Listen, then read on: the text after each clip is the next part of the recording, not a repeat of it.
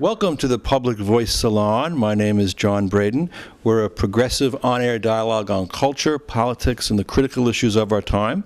And we have the great honor tonight of being broadcast in the home of my friend Tom Siracuse, who is the chair of the Manhattan Green Party. And at a time when increasingly we see a corporate control of our political system and our media, and we know everything we need to know about the Democrats and Republicans and who their candidates are, we're getting very little coverage of the Green Party, which is a very strong political party in the world. It's very powerful in Europe. In the United States, it's starting to get stronger. We had Ralph Nader run for president several times. But unfortunately, the mainstream media is not covering the Greens as they should, so we're trying to repair that deficiency here. And it is my honor and pleasure to introduce you to the Green Party candidate for mayor of New York. His name is Tony Gronowicz. Tony is also an American historian. He's written about history, and he teaches at the Borough of Manhattan Community College. With him is Tom Siracuse, who is the chair of the Manhattan Green Party. He is also running for councilman here in the Upper West Side, the liberal Upper West Side, the progressive Upper West Side.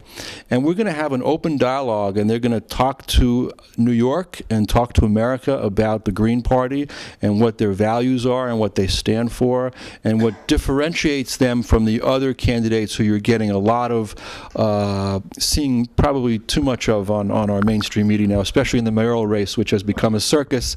We're gonna start with Tony, who is the Green Party candidate for mayor of New York. Only you wouldn't know it if you watched our media, if you watched Channel 2 and 4 and 7. Where do you see Tony Gronowicz? The man is running for mayor on a major political party, the Green Party. And he was even actually, believe it or not, I was so shocked to find out that Tony was thrown out of a debate, which he was actually invited to. Now let's start with that, Tony. Talk about what actually went down there and explain to New York what are you going to do differently than those other candidates?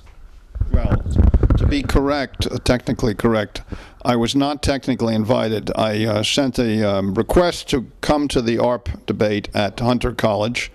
I had the previous Thursday attended a conference, a forum in Laurelton Queens Church with the other candidates. And the previous Tuesday, I had been on the stage at Teachers College where all the candidates were interviewed by Leonard Lopate and Kurt Anderson, 1% for Culture.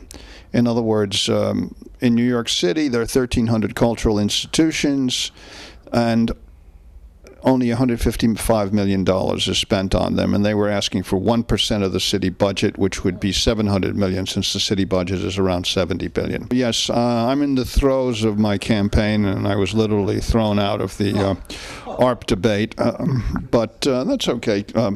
Anthony Weiner, to his credit, came to my defense and said, let him stay, and someone else did, but I've not been able to figure out who. So that's the reality of being a third party. However, it is better than it's ever been before in New York City. We're getting much more coverage because since I first ran in 2005, we had the economic collapse of 2008. We had Sandy, and we have the greatest inequality ever. Well, not ever, since slave days. I'm using the Fiscal Policy Institute here. Here is 1914.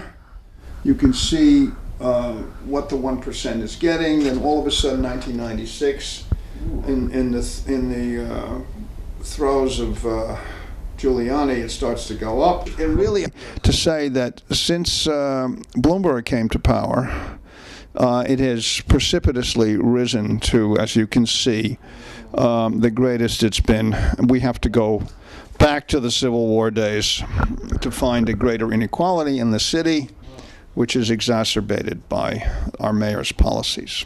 I'm so happy that, Tony, you're teaching at the Borough Manhattan Community College. That's where we first met a few years back, where I was teaching English at the time. So our students are very lucky to have you in your historical knowledge and depth of information.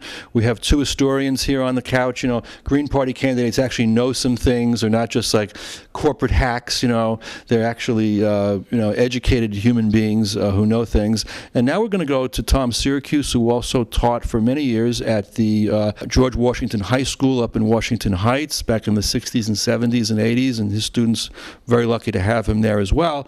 And Tom, as the chair of the Manhattan Greens, do you agree with Tony that you see some sort of a shift, some kind of a raising of consciousness, and that would look good for the Green Party going forward? Yeah, and going around trying to get signatures on our petitions, and also I've been in this neighborhood I've been in this apartment for some 42 years, so I run into a lot of people, and I have noticed a lot of them are so disgusted with the two-party system and what's going on that they no longer say things like,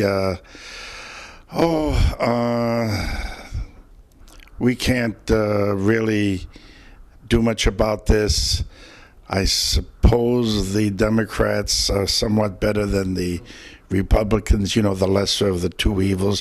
Whenever they say something like that, I quote Glenn Ford, African-American activist scholar who heads up the Black Agenda, who says that Obama is not the lesser of the two evils. He's the more effective of the two evils. I'm also a history buff. I got my degree in history at Columbia University, graduate school. The Civil War was just mentioned. There was a revolution in New York City during the Civil War that was sparked by the ability. That was the first time the draft was, I believe, instituted in American history. Am I right on that one? July 4th, 1863. Right. And the wealthy were able to just pay their way out of the draft. I think it was $100 or something, but in those days, $300. In those days, $300 probably something like $30,000 today. So this really infuriated the working class here in New York City, and the Democratic Party, which was in those days pretty pro-slavery, I would say. They still held a lot of influence here in New York City, and they also were a factor in riling up the working class. But that wasn't really too hard to do. And there were Lincoln had to call in the army to put down this rebellion. They were burning. They descended upon armories and wealthy people's homes. They were burning them down. It was unfortunately, they also descended upon the black population, and practically the entire black population had to flee the city. Anyway, that's just, it shows you what might happen in the future as our economy becomes more and more resembling the society and economy that we had in the 19th century. Really, I think if you look at the ecological crisis, if you look at the dire situation that we're in now, it would seem to me that even the wealthy, even the so-called 1%, if they were thinking in their best interest, would say, hey, we don't have much time left here. We have to turn this thing around. So, I mean, Ralph Nader wrote a book called Only the Super Rich Can Save Us, where he's basically imagining a future in which people like Warren Buffett basically come to their senses and say, something has to be done. Not that you have to rely on the rich to do this, because you need to have pressure from below as well.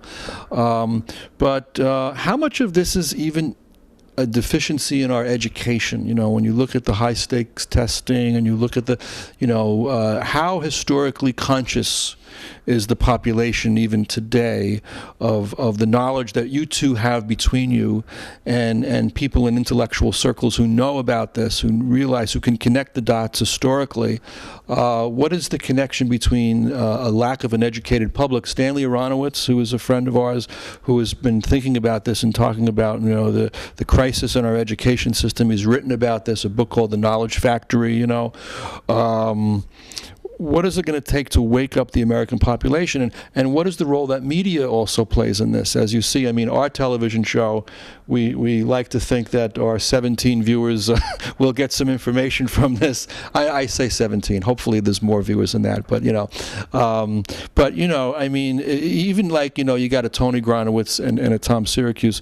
Why aren't you being interviewed on the major media when we have such a grave ecological crisis?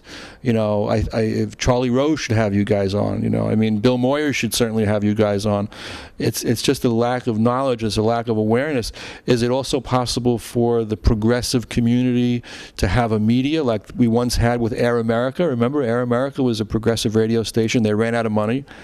How expensive is it to run a media? I mean, could we pool our resources and get a major media going? What is it going to take to fix this crisis? We have hydrofracking coming into New York, or trying to coming into New York. We have, right now the carbon content in the atmosphere is 400 parts per million.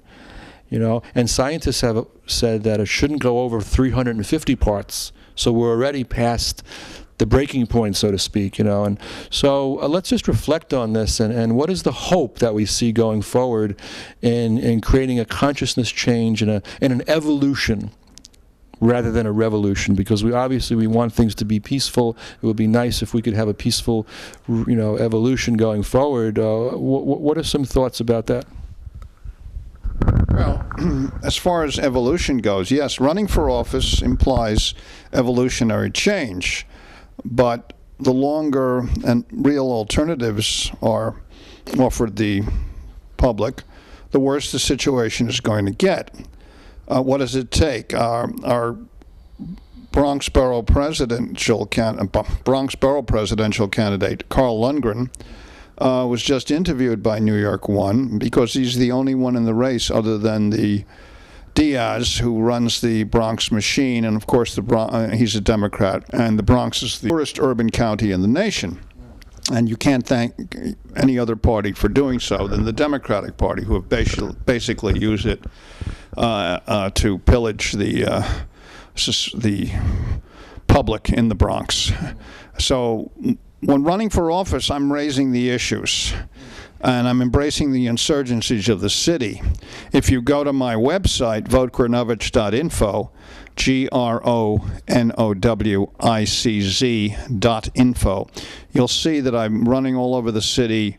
I feel like Odysseus in the Odyssey, going to all the trouble spots, whether they be social or environmental.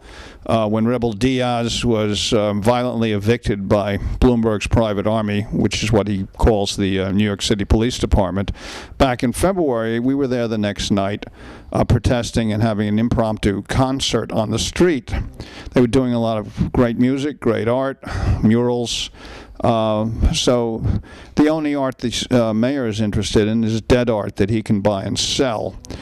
And so that's just last Sunday I was at Gravesend Bay, where there is a transfer station that is proposed on the site where there had been an incinerator for 30 years, and there were at least 82 lethal chemicals in the mud or the sludge or the black mayonnaise, as they call it, at the bottom of the bay, which is teeming with the most diversified fish species in the New York City area.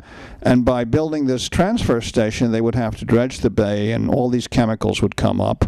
And during Sandy, the water went right into the Belt Parkway. So, I mean, we're heading for more storms because of what you just said about the carbon content in the air. And it's only going to get worse. What is it going to take? I don't know. I was forced to see with my students as a chaperone. I am legend with Will Smith. Is it going to have to reach that proportion before people wake up? Or are they so conditioned to accept no alternative? Why is it no alternative?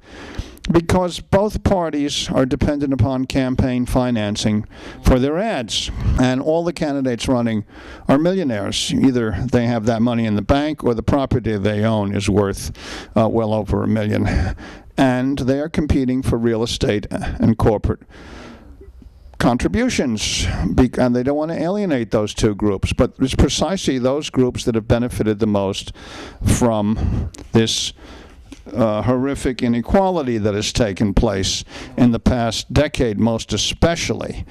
And they were paying more of their fair share in the 1970s. I'm a historian. I did a book called Race and Class Politics in New York City before the Civil War. I end with a bang with the draft riots, but certainly we've had riots since then, which a number of people have been killed. What is it going to take for these people to wake up? I mean, obviously, homelessness is at a record under Bloomberg in the city, and the stock market is at a record, and there is a direct correspondence and correlation between the two. Now, one way of financing all of the programs that I believe in, because I have a very simple campaign speech. If I'm confined to 30 seconds, I say I believe in the five-fingered exercise: jobs, education, healthcare, housing, and the environment. Together they spell FIST, power to the people, and let's preserve and protect the environment and enhance the viability of the other species in this city we share in the city, many different animals. And that is the situation. They don't want to talk about those 5 issues because they really have nothing to offer. One way of doing something would be to reinstitute the stock transfer tax that was around from 1905 actually, to 1980. We could raise $16 billion a year off of that on stocks transactions, but it was taken out when Koch came in. So naturally, that's when the inequality begins to accelerate, and really took off in the last term of Giuliani and all of Bloomberg's term. And to enforce his will on the people, he's engaging in stop and frisk, which has been demonstrated by Ben Jealous, the head of the NAACP, not to be the reason for the reduction in crime, because LA and St. Louis don't have that, and their crime is reduced as much. Stop and frisk, not only is it physically violent, this is one of my students who did an op-ed piece back in December of 2011. Which paper? The New York Times, Nicholas Pert, and he's stopped, thrown against a car 5 times. It's an absolute disgrace. It's criminal on the part of the police officers who feel they can get away with this because they're actually the guy in charge, Kelly, and Bloomberg, his superior, are the responsible agents for this misbehavior.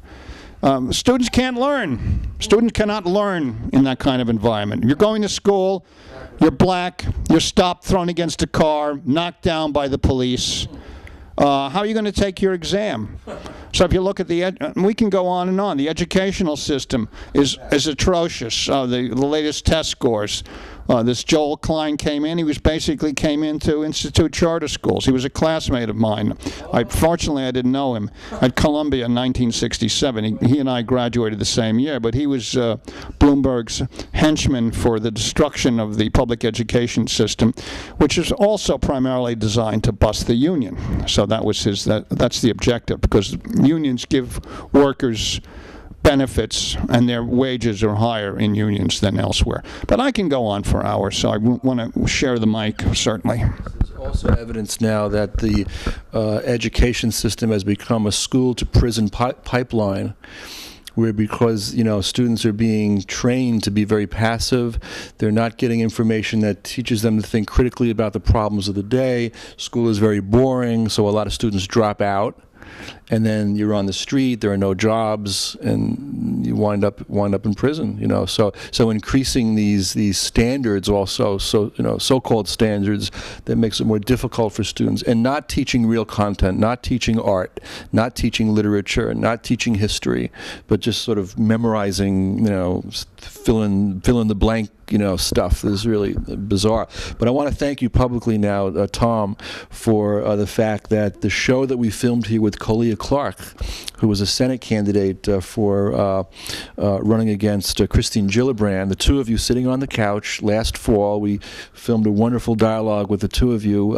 I was hoping this was going to be the tipping point in your campaign. Unfortunately, you guys didn't get elected. I wish you did. But now I'm able to use that show as a teaching tool. And I screened that for my students at Essex County College last week in Newark, mostly poor, mostly black, who have been denied this information from our media and who didn't know. And after we showed that, one of my students said, I said, any questions? One student said, yeah, what's the Green Party? I didn't know there was such a thing as a Green Party. So, it is a process of education. I think our media has become anti-intellectual, and it's part of the dumbing down process. But I want to hand this microphone over to you now, Tom. What's going on? This is the Upper West Side. This is the, people I think have intelligence and integrity and progressive. Do you find that any of your neighbors or people on the street now is there a shift going on? How can we evolve as a species, as a political process? I used to like Gore Vidal. Remember Gore Vidal? I used to watch him when he was on the Johnny Carson show. And I remember one time he talked about the parliamentary system of Europe and how we need something more like a parliamentary system where you have multiple parties running, especially if the two major parties have become one, have merged into this, where they say that now, oh, you better elect a Democrat because the Republicans, oh, they're really, so you get a Democrat in who's worse sometimes than the Republicans. What's it going to take to break this logjam? Yeah, our Gore Vidal got so disgusted by nobody listening to him, he moved to Italy. Oh, yeah. Sounds like a plan. Well, you would never guess that we are in the midst of these crises, environmental crisis, economic crisis, educational crisis, housing crisis. Just go on. We're in the middle of this, but you would never guess that. By and large, here on the West Side, or maybe in most of Manhattan. And so, although the West Side here is considered very liberal, I think that the political consciousness of the West Side is probably less than the political consciousness is among those working class people that cannot find jobs in the Rust Belt in Detroit and other cities like that. The problem is that because of our mass media and our educational system, it's very difficult for people to connect the dots, as you mentioned before, and to analyze this and develop a political consciousness. So a lot of people blame they blame themselves. The school system isn't working, so you blame the students, or you blame the teachers, or say there's a lot of crime, say in communities of color. So you blame the people who live in those communities, and that was one of the beauties of the Occupy Wall Street movement. You got young people that stopped blaming themselves and were willing to start to connect the dots. But of course, we know that the government made short work of that once it became obvious that this was spreading throughout the whole country. The government forcibly ejected all of these people in public spaces throughout the country, but that doesn't mean that the Occupy Wall Street movement is dead. I mean, look what the government is doing in Egypt. They're trying to pit people against each other and forcibly eject the pro-Morsi people whose government was elected democratically. I believe that maybe there were 1,000 people have been killed. And so if you listen to the mass media, well, you blame the very people who are getting killed. Oh, they're Muslims, and that's what the problem is. So this blame thing still exists in this country, and how do we get beyond a mass media and an educational system which has totally confused the American public's ability to think rationally and connect the dots? I mean, I've heard people blame the Green Party for running and spoiling it for the Democrats when the election is close, or blame the Green Party because it seems that the Green Party cannot seem to get its message out. So they blame, what's wrong with you? How come we don't hear about you? Where are you? There's something wrong with you guys. Well, that's the reason we can't get the message out, is because the mass media, the political establishment, they do everything they can to make sure that we don't get the message out. And as far as getting involved with it, that's another thing. Why run? You're not going to win. So why run? It's just a wasted vote. Well, the real wasted vote comes in putting those two corporate parties in power. If you get tired of one, then you vote for the other corporate party, and then you get tired of that one, you go back to the other corporate party. That's the wasted vote. That's right.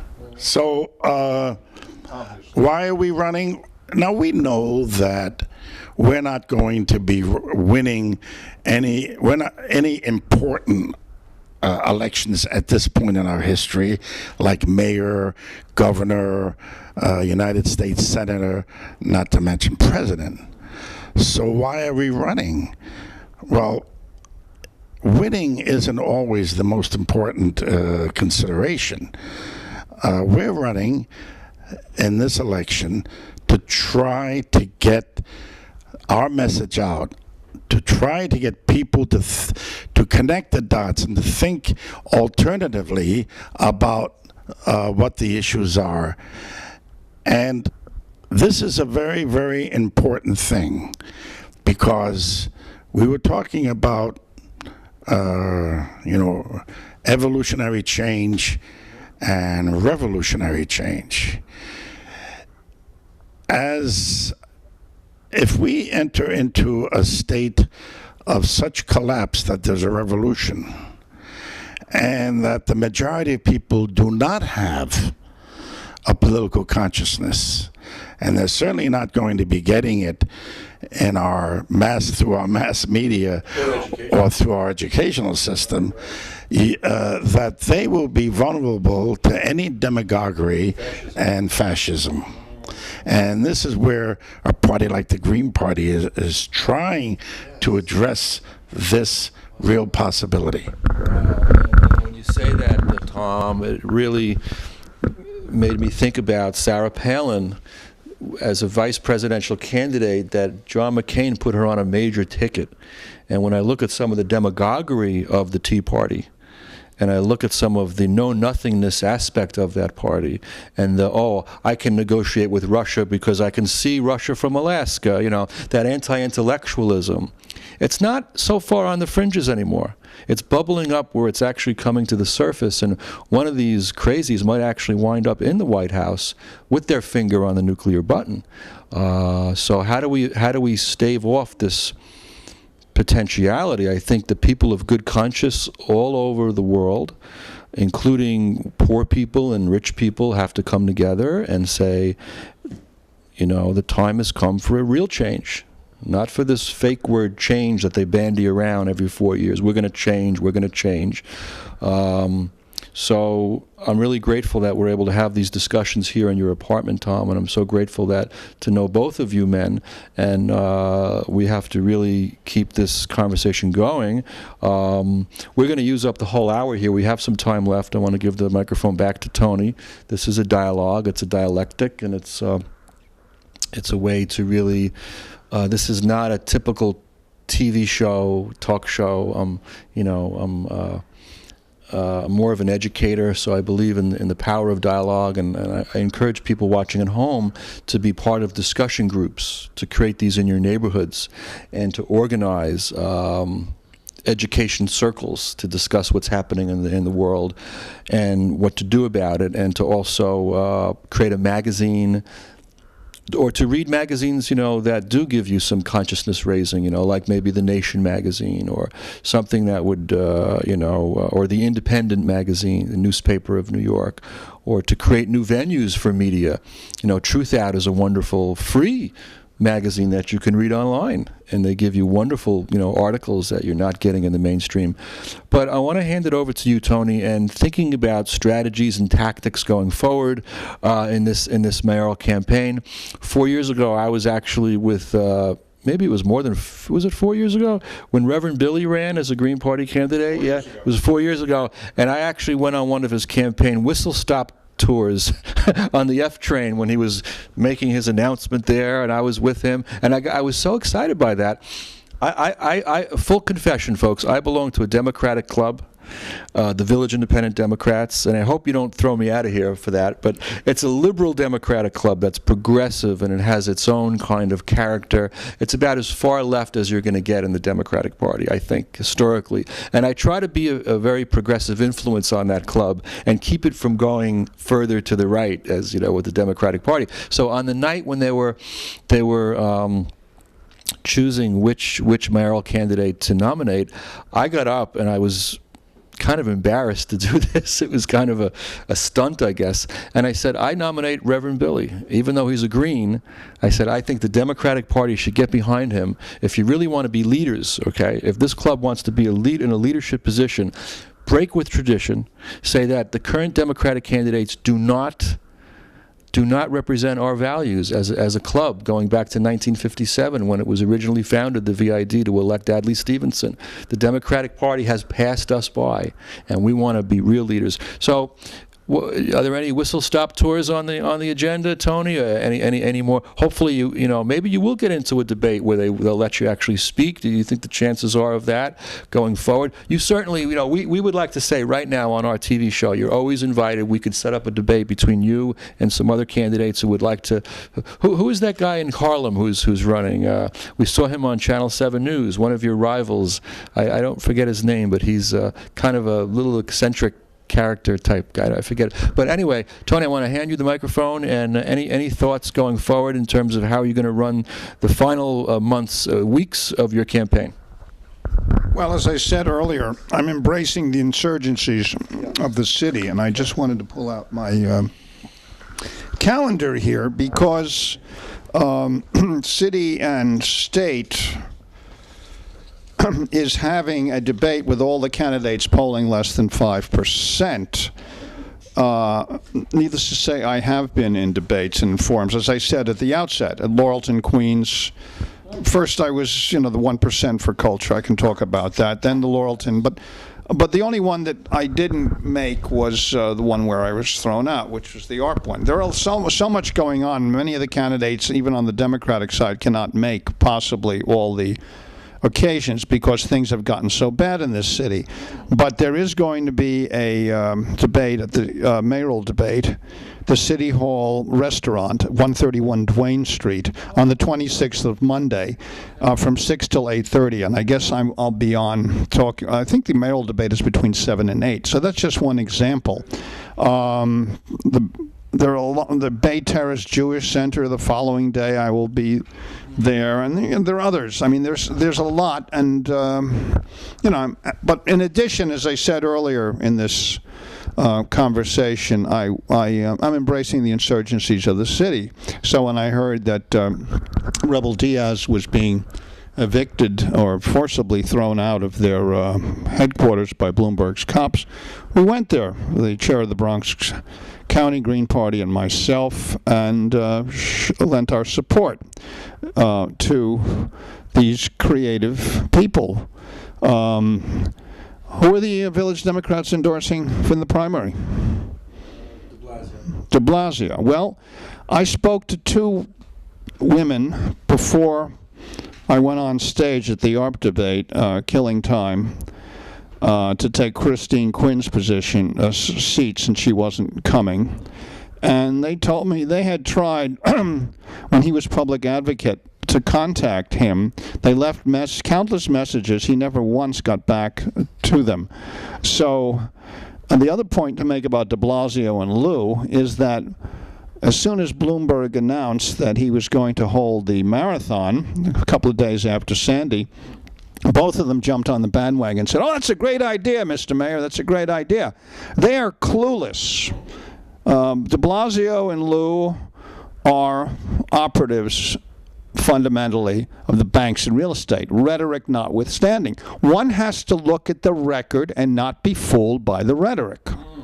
Okay, this is the problem. What is his record? What was his record as public advocate? It's zilch. There's nothing there. I mean, I talked to people who tried reaching him, who were within the Democratic Party establishment. And after I finished talking, they said, "Well, let me have your brochure, because, we are a grassroots party. We believe in not only embracing the insurgencies of the city, but letting the people decide. Let the communities decide whether they want a waste transfer station that's going to pollute the waters and accelerate cancer rates in the community." That's not being done. Lieu wants to put a bridge up connecting City Island to whatever, and it'll turn City Island into what it's now. It resembles a little bit of the Vineyard. It'll turn it into a shopping mall, precisely. You got it, John. You got it. So, I mean, they go for the money. They're not, and their record is what the responsible voter has to look at. What have these people done? And, Village Democrats, obviously they would endorse de Blasio because Quinn helped get rid of St. Vincent for a luxury high-rise so she could get money. And you can go on and on and on with these characters. But they are not representative of the city, if only in terms of their income and assets. They are hardly representative of the people. Wow. Well, we want to really try to. I'm so glad that you're saying these things, Tony. And these silences have to be shattered. Knowledge has to be communicated. That's not being communicated now in our education systems and through our media. But people have to have reason for hope. They have to have reason for getting up in the morning. And as we go forward, what are the hopeful signs, and what needs to be done to shake us out of our complacency? Sometimes it does seem hopeless. I mean, really, when you think of all the problems, and when you think about, but sometimes, I think about like slavery, when those who said that slavery could never be abolished, and because slavery was always with us for thousands of years, and those abolitionists, they didn't want to hear that. They just said, you have to be radical, you have to be hopeful, we have to think of, and the same with the feminist movement, right? Women belong in the kitchen. It's always been that way. How is it going to change? Blacks, were consigned to the back of the bus for until the civil rights movement. So I want to hand the microphone over to Tom. And historically speaking, where are the movements that we can draw on of the past as we go forward and try to make things right? Well, yeah, some people might think that we're just doomsday people, and that's all we ever talk about is what's wrong, and we never seem to talk about, well, is there any, as you pointed out, is there any hope? But if you look, here again, if you look back at history, you see that, and as you pointed out, that people, ordinary people, organized mass movements that pushed the corrupt power structure into making some changes. We saw that during the Great Depression of the 1930s, where ordinary working people built up their unions and went on strikes and took over factories, where third parties, socialists and the Communist Party, started to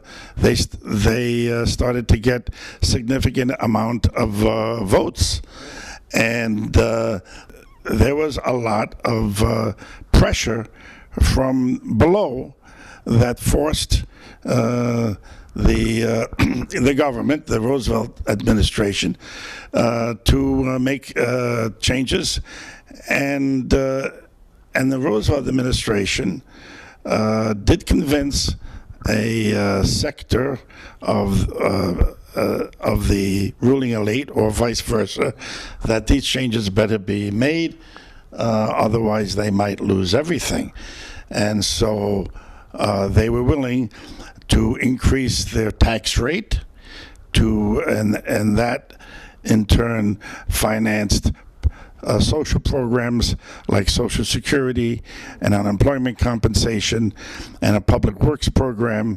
And it didn't bring us out of the Depression, but it probably saved us from out-and-out revolution and fascism. What brought us out of the Depression? Well, it was World War II. But because I believe that in the last analysis, there is no cure for these crises and economic collapses within a capitalist system. They're just, capitalism is incapable of reforming itself. I think you mentioned that it was how can maybe some of these rich people can see past their profits. After all, they have children and grandchildren, and see that they should make some compromises and pay a little more income tax. But the problem with that is that these people have become addicts to their positions, to their power, and to their making profits. And so the hope is not with them.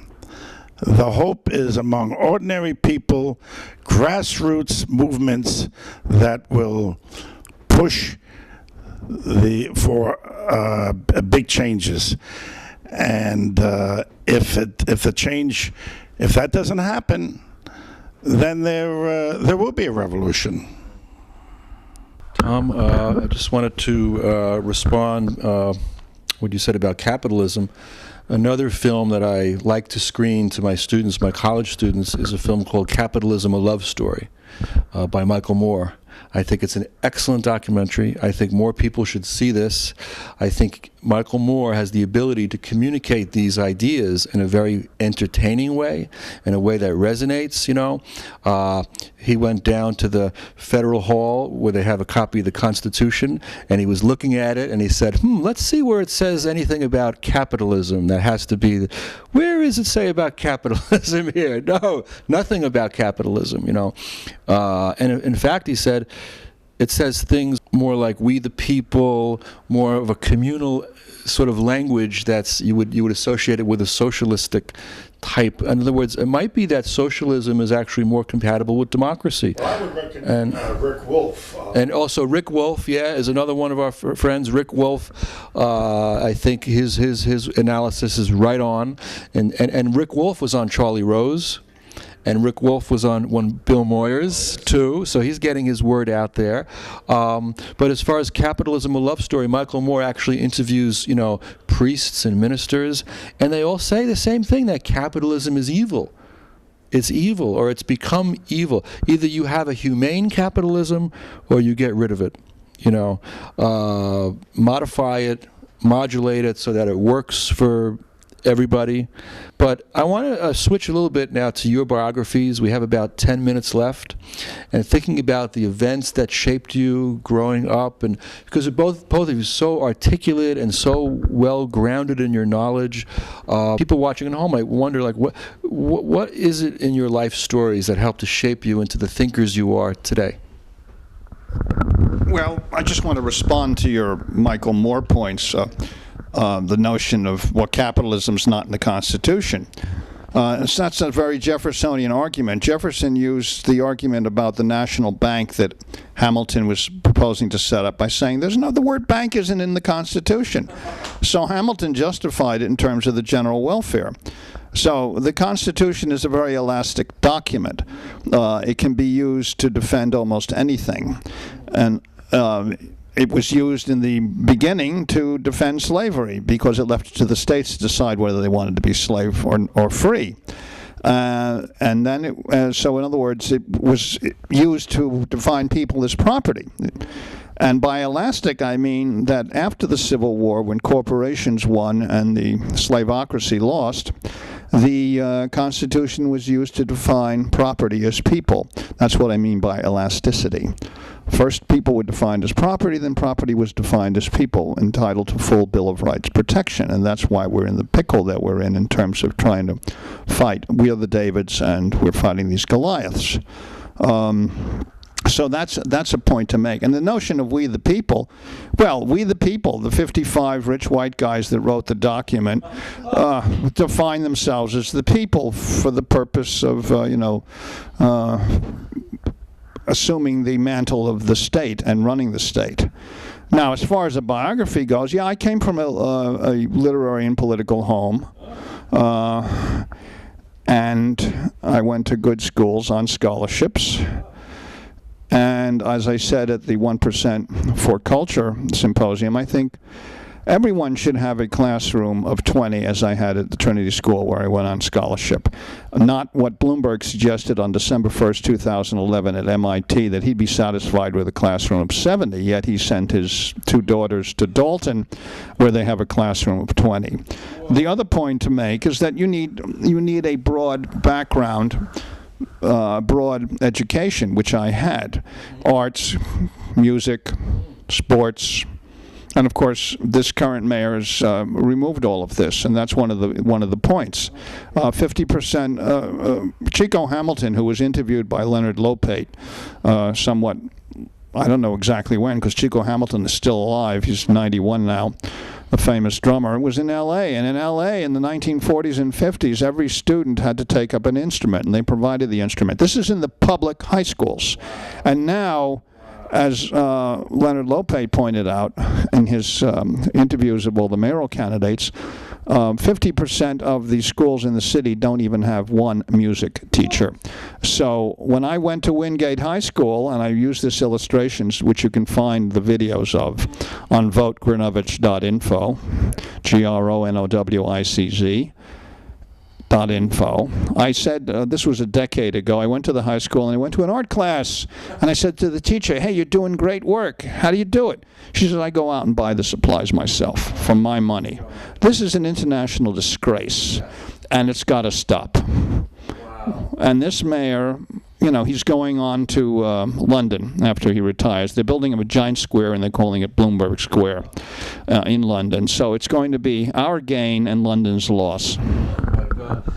Tony, after you speaking, I keep thinking now, I'm so tired of watching TV because these other mayoral candidates, they don't say anything. I don't have a television. They don't say anything. After your speech here, Tony, I'm starting to feel more hopeful about this election now, because I think, and my hope is that our 17 viewers will tell 17 of their friends, who'll tell 17 of their friends, remember that old TV commercial in the 70s, and so on and so on, and then who knows, this could turn the election over. Tom, I want to pass it over to you. Some thoughts about your biography. Well, I come from a working class family. They were not political and they were not literary, but they didn't have any illusions about what this system is all about. I went to public school, including the Public University of Connecticut as an undergraduate, and in those days the schools were not obsessed with all of these stupid tests. And so there was, we had some teachers that did inspire me, and who had the time to be a little creative. And I joined the Navy when I got out of high school. And I don't know whether that had any effect on my political awareness, but after I got out of the Navy, I went to the University of Connecticut, and then after that, I joined the Peace Corps. And that's when I think my ideas really began to change. Actually living in another country, doing community work, and seeing how people were able to struggle and to just to live lives that were meaningful. I lived in a small town in Costa Rica. Then after that, I came back and I went to Columbia University to do graduate work. That was in the late '60s when the Vietnam War was in full. Well, what do you call that? Full force. Full force, and there was a great. There was not only a rebellion on the campuses, and many of them were taking over the universities, and Columbia was one of them, and I was there. But there was also this huge gender gap between the young and the old, the hippie movement, all that. So that had an effect on me. The Peace Corps, though, that began to really affect me. And then when I got out of Columbia, I had run out of money, so I figured, well, maybe I can, before I go on for my PhD, I can get a job in the public schools, make a little money, and then go back to college. So that's when I became a high school teacher, teaching English as a second language. And there, I through my students and through what was happening in the country. We're talking about the late '60s now. My political consciousness really began to change, and I became an independent thinker politically. So when the Green Party came along, I joined the Green Party. And also, we'd like to give a shout out to the memory of Grandpa Al Lewis, who was a star of the Munsters, but beyond that, it was also one of the people who really helped to popularize the Green Party here in New York with his candidacies and his involvement. Al Lewis was a great hero. And we're going to have closing statements, just very brief, 1.5 minutes each, just to sort of sum up. But also, I wanted to say that it's such a pleasure to be here with you guys, and to hear, your analysis. And I would hope that other people watching at home could join together with people in your community, there's got to be people who know more things, you can educate each other. We have to teach each other now. And it's really, part of this is to raise our consciousness, and you guys really raised my consciousness. So closing thoughts on today, on going forward with the Green Party candidacy in the fall of 2013 in New York City. Well, as my brochure states, I'm for the divestment from all fossil fuels, promoting alternative green and clean energy sources, namely solar, wind, and geothermal, banning fracking, shutting down Indian Point right now, the nuclear plant 20 miles as the crow flies, promoting green building through recycling and reclaiming used materials, protecting existing and facilitating the construction of new community gardens, urban farms, and open green spaces, ending centralized mayoral control of public education, ending public financing of charter schools, stopping school and library closings, stop the closing of local post offices, elect community planning and school boards. In other words, give community control to the people. Let the people decide. Let the students and the teachers decide, and not have the mayor impose his barbaric system that he has, which has ruined the worst mayor in terms of public education in the history of the city. So we're for a lot of positive things, and that's all in my website, votegronowicz.info. Thank you. Thank you, Tony. All right, 30 seconds, Tom. Final wrap-up. Well, I'm for everything that Tony said, so I don't have to repeat those things. Here on the West Side, we have many crises, believe it or not, and one of them is there's a total lack of affordable housing for working-class people. And there's also a problem of small businesses going out because of the huge increases in rent. So I'm for some kind of rent control for small businesses, and also to strengthen rent control so that, especially for seniors, so that no senior who's in a rent-regulated building should pay more than a third of his or her income in rent. Rent control for small businesses, that's in the brochure, but I didn't get a chance to read it all. There's always more to say. I could spend another hour with you guys very easily. From the liberal Upper West Side, this is John Bredin with the Public Voice Salon. Think green, go green.